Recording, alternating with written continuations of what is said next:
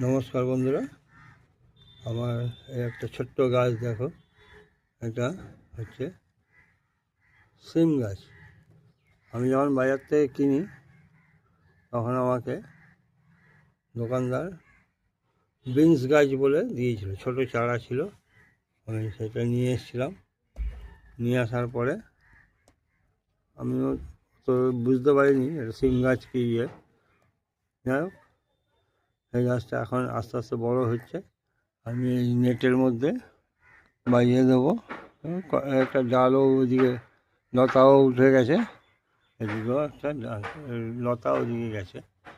যাই হোক, এখন দেখো কতগুলো ফুল এসে গেছে। আমি আশা করি আমাদের নিজের ঘরে খাওয়ার মতো সিম পাবো।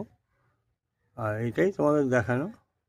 আর গাছ যদি চিনতে না পারো তাহলে মুশকিল, এই আমার মতো বিনসের জায়গায় সিম গাছ এসে যাবে। ধন্যবাদ সবাইকে। ভালো লাগলে লাইক কমেন্ট করো।